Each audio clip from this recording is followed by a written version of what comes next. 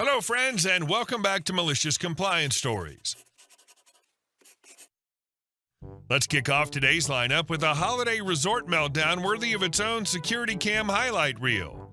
A guest who turns a 10-minute pizza wait into a profanity-filled standoff, drags management, security, and finally, real police into the mix. But before we begin, best way to support our channel is to leave comments, like, and subscribe with the turned-on bell so you don't miss the new video every single day. Here we go. Sir, you've waited 10 minutes, not 40. Now, please enjoy your lifetime ban. In my 20s, I worked for a very popular theme park in Florida. I worked quick service food at a resort one year. One day, I was placed in my favorite position, pizza back. Basically, I was responsible for making pizza, baked ziti's, and breadsticks. The resort guests could call in a special pizza order, and guests could order pizza at the counter as well. Don't ask me why, but I rocked at this position. I was very quick and consistent, so I was often placed back there to my delight, as there was air conditioning and a walk-in fridge.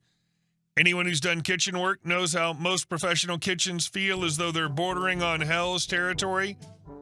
I'm in the back keeping a steady pace when a tall man with light brown hair and a beer gut starts arguing with my coworker C up front at Pizza Front. The man claims he'd been waiting for his pizza for 40 minutes.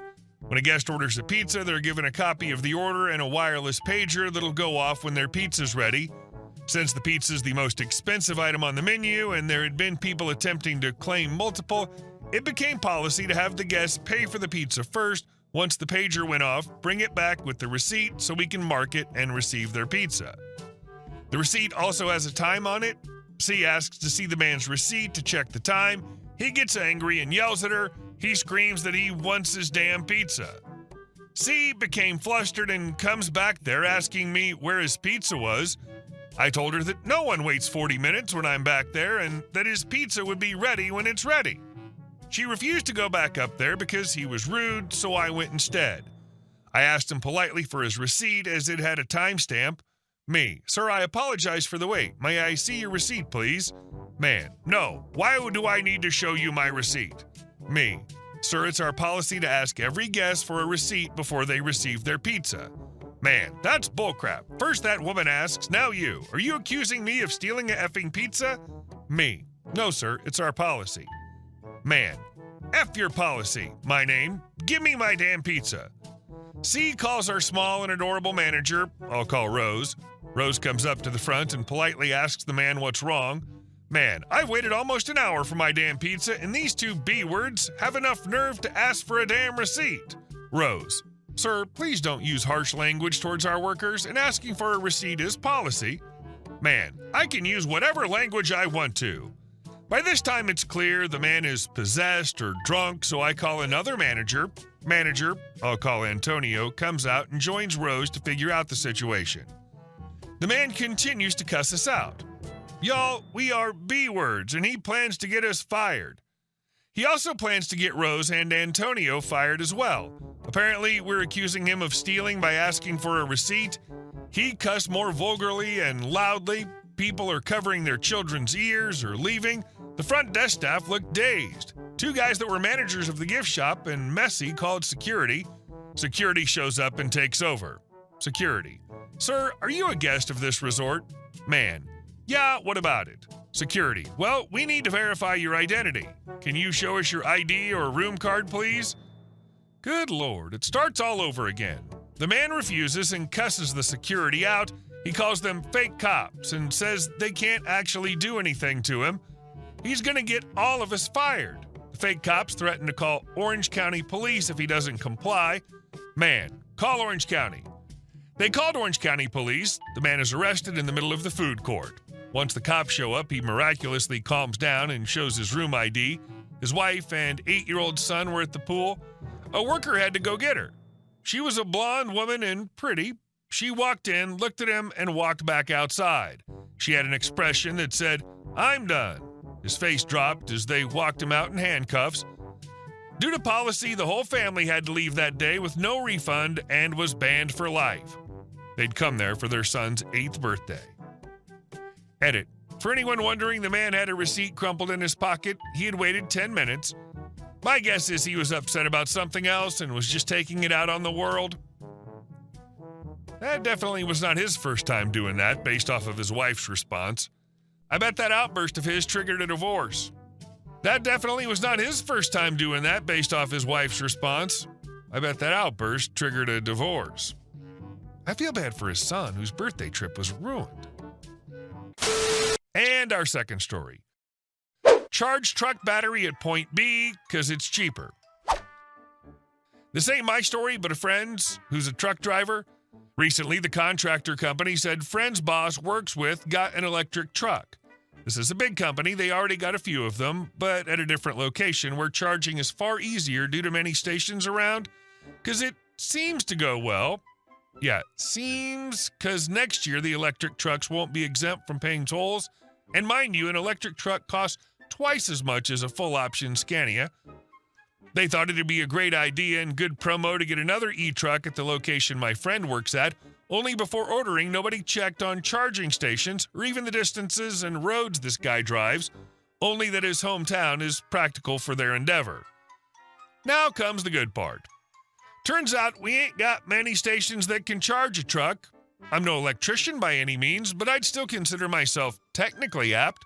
So I went through the hassle to talk to this company, tried explaining that charging a battery's like filling a barrel, only that you need to attach the hose to the bottom, so you need a certain amount X of base pressure to get that crap flowing, and because most charging stations only pack 75 to 150 kilowatts, that's a no-go for a truck. The only 300 kilowatt station in the area is located in the next city. Not too far, but traffic sucks. Imagine driving an hour to make a 10-mile distance. But management had other problems entirely. Turns out their problem was that the 300 kilowatt station charges, the exact value, methinks like 80 cents per kilowatt. The 150 kilowatt station, however, costs only 65 cents per kilowatt, so they demanded he charge the truck where it's cheaper. And here's where it gets even better. This here's the reason why I tried reasoning with them, to no avail, of course. Not every charging station is built to accommodate a truck, not even the ones that pack 300 kilowatts, which means my man here has to first find an empty space to leave his trailer. Once you're done with that, you still got to find an empty lot to park and charge, and once you're there, there's still the possibility of someone parking next to you and grabbing the second charging cable of the station, which then halves the performance to 75 kilowatts. Just for reference, even charging at 300 kilowatt station takes 2 hours. So after our arguments hit a brick wall, he gave in. You want me to waste valuable time on a pee-poor charger just because it's a little bit cheaper? Fine. Next day, he proceeds to charging. After 2 or 3 hours, the office gets the jitters because work keeps piling up and they can't always manage to bring the freight in time, so they call him. Are you done charging yet? Nope, not even close, buddy. When TF are you planning on returning? We need you at work. You know a truck only brings in money when it's rolling, not parking. I ain't the one that came up with the idea to charge a effing truck at a 150 kilowatt station. You sent me here. I tried explaining it to you, but you wouldn't listen. And unless you want me to come over just to look for the next charging station, you'll have to wait. How long? Well, I just hit the 17% mark, so I'm gonna be here for a while. He was camped there the whole day, didn't get crap done, and at the end, the battery still wasn't fully charged. They never bothered him again. You've effectively summed up the whole problem with EVs. They're great, but the infrastructure to handle all the charging doesn't exist yet. And as someone mentioned, it takes a year to get one installed for yourself. And our last story. Karen calls 911 after breaking into my house. Backstory. My name's John. After 20 years in the security services, my last contract was federal protection of critical infrastructure. I decided to slow down. I bought a small ranch house on the very edge of Phoenix, just beyond a ridge of desert hills. The street's short, 9 houses, 8 of them under the local HOA, Vista Mesa HOA. My lot is legally separate. The developer never added it to the bylaws, so I'm free of all their fence paint colors and grass height rules. Colleagues sometimes drop by, former feds, private consultants, IT folks from subcontractors. We drink coffee, discuss projects, sometimes swap spare gear. The cars change, the plates are from different states. To any reasonable person, these are simply professional visits. But not Karen. Karen declares war. Karen Reed, a 60-year-old lady with a short haircut, a pseudo-premium SUV, and a perpetual notebook, has long been the unchallenged head of their micro HOA. She sees herself as the sheriff of the desert. Just 2 weeks after I moved in, she stopped me at the mailboxes.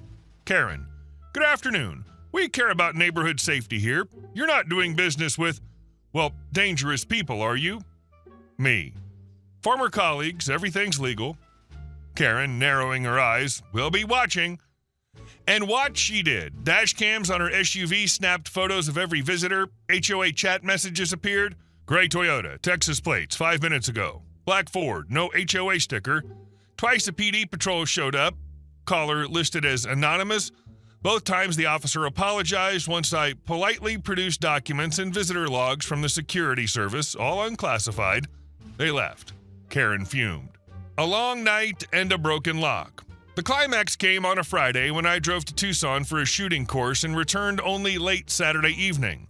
While I was gone, Karen, armed with a screwdriver and crowbar, caught on a neighbor's camera, slipped into my yard, pried off the padlock on the shed, and climbed inside.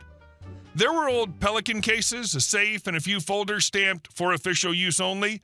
These are work documents, internal physical security procedures, lawfully stored by licensed specialists like me.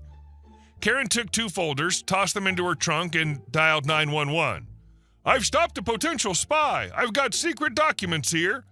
Police arrived about 10 minutes later. I pulled up almost at the same time, saw the flashing lights, my heart sank, but I quickly realized what had happened. Lock smashed, Karen's trunk open, an officer paging through the papers. I explained the documents are not classified but are controlled official use materials under 41-151.22 ARS. I have a valid license to store them, only in a secured space, namely that shed. Karen had no right to enter, break the lock, or remove anything. The officers called the duty agent from my former agency. He confirmed everything. What followed was swift and dry. Karen was cuffed and charged with criminal trespass in the first degree, Class 6 felony, and theft of property, Class 1 misdemeanor, because she removed and physically displaced the documents. I sat on the curb sipping water from a thermos, listening to her yell, "I was saving the neighborhood!" Court and consequences. In Maricopa County, low-level felony cases move quickly. Karen's lawyer tried to strike a plea deal, guilty on both counts. 60 days in county jail, eligible for release after 45 with good behavior, $2,500 fine plus $380 restitution for the lock and door repair, 24 hours of community service. 2 years probation with a ban on holding any leadership role in the HOA. The judge accepted. For a 60-year-old civic activist, it was a cold wake-up call. Toppling the Queen. The HOA held an emergency meeting the very next week. They replaced Karen with a quiet, retired engineer named Miguel. The board's first resolution, a statement of zero tolerance for amateur investigations, and the purchase of liability insurance because their fund had almost gone up in smoke when Karen acted on the association's behalf. My epilogue. I tore out the splintered jamb, installed new steel doors with an electronic lock, added 3 more cameras, now 6, covering every corner of the yard, and a peer-to-peer alarm with LTE backup.